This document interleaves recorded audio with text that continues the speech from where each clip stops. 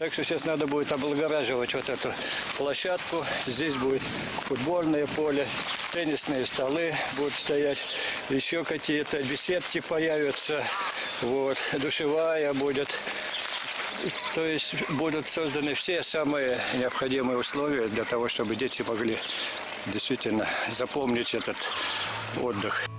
Уже в начале лета Центр отдыха Русского географического общества в деревне Канлы Кушнаренского района сможет принять первых гостей. Исполнительная дирекция регионального отделения РГО в Республике Башкортостан приложила к этому немало средств и сил. Сейчас ведется ремонт помещений для проживания, пробурили скважину для питьевой воды, в планах благоустройства берега озера Канлы и строительства пляжа. 2 года назад мы были здесь в Кушнаренковском районе на экскурсии. Нам показывали достопримечательности, показывали туристические возможности этого района и привезли в деревню Канлы. И здесь вот оказалось, что есть заброшенная школа, где уже несколько лет никого не обучают, возят детей в Ахметово, в деревню. И когда мы здесь оказались, то действительно не могли не удивиться тому факту, что такие красивые места, такое место замечательное. И нам очень хотелось, чтобы эта школа теперь уже в статусе центра отдыха нашего Русского географического общества смогла бы опять начать действовать, чтобы здесь опять появились дети, звонкие голоса. Здание бывшей Канлинской школы региональное отделение Русского географического общества взяло в аренду на 20 лет. Место очень удобное для организации отдыха. В школьном саду растут яблони, плодовые кустарники и даже знаменитый кушнаренковский виноград. В озере, на берегу которого расположился лагерь, водится щука, лещ, сорожка, карась. Активисты РГО планируют еще запустить водоем мальков ценных пород рыб. Кстати, отдохнуть в центре смогут и взрослые. Планируются семейные заезды для членов РГО. Ну а для детей здесь будут проводиться специальные обучающие занятия.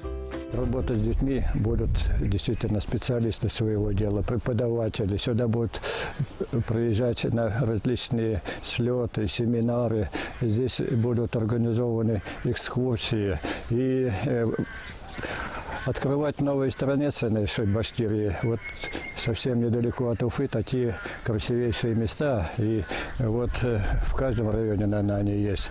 Но начинать будем отсюда. Поэтому думаем, что это место действительно придется по душе многим нашим детям. Ускоренными темпами ведем ремонт. Сейчас еще надо провести необходимое согласование с санэпидстанцией, там, и организовать завоз продуктов питания и так далее. Но все этим мы занимаемся.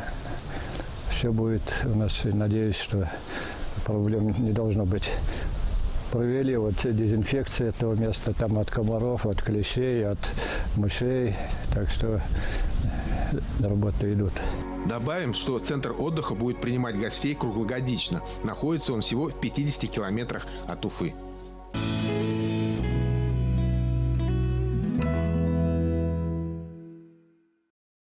В прошлом году только сделали, перекрыли дам. То есть еще 4 года, да? Да, но это еще зависит от того, насколько водные года будут, сколько снега. Крупнейшее болото в степной зоне России, Берказанское, единственное место в Башкортостане, где гнездились пеликаны, когда-то было бездумно осушено человеком ради добычи торфа. Площадь в 600 гектаров даже пытались засеять зерновыми. Участники экспедиции на Берказанские болота не могут скрыть свою радость. Высушенные участки наполнились живительной влагой. А главное, вновь на болотах стали гнездиться птицы. Местные жители даже видели этой весной пеликанов. Как вода появилась, я штук 3 пеликана видел. Потом это журавлев штук 50. Потом это были аисты штук 5. Потом были утки очень много, штук 100, наверное, и гусей штук 20. Прошлой осенью депутаты Государственного собрания Курултая Республики Башкортостан, ученые, экологи, журналисты совершили первую экспедицию по Берказанским болотам. Прошли пешком более 10 километров. Тогда никто даже ноги не промочил. Сегодня такая прогулка уже невозможна. Усилия экологов по восстановлению болота и его экосистемы приносят результаты. Мы обратили внимание, что появились птицы, появились лебеди, гуси, утки, появились кулики. И вот это все благодаря тому, что сегодня идет великолепное заполнение болота Берказань. Не надо нам здесь пруд, не надо озеро. Ученые предусмотрели, чтобы это здесь было настоящее болото.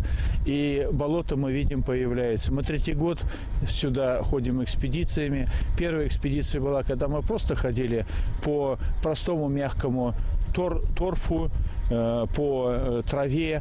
Сегодня мы уже сюда зайти не можем. Почему? Потому что затопление происходит. Ученые сказали, что в течение 5 лет затопится по-настоящему, восстановятся родники, восстановится птица. Уже нам местный житель сказал, что появились здесь пеликаны, прилетают гуси, лебеди, журавли пошли. И очень большой труд здесь тех людей, которые работали в проектировании, которые работали в строительстве. Доктор биологических наук Василий Мартыненко – один из зачинщиков спасения Берказана. Благодаря его стараниям общественность обратила внимание на проблему берказанских болот, а Международный фонд дикой природы выделил деньги на их спасение. Миллионы были вложены в строительство дамбы и гидросооружений. Это помогло начать сбор влаги на огромной территории. Через 5 лет, по расчетам гидрологов, болото наполнится достаточным количеством воды.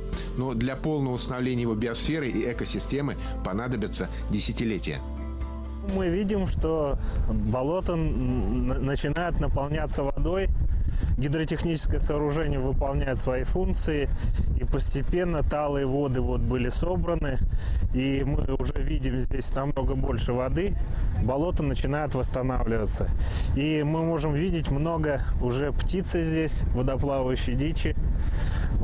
Появилась. И надеюсь, что и дальше восстановление болота также пойдет в таком же темпе.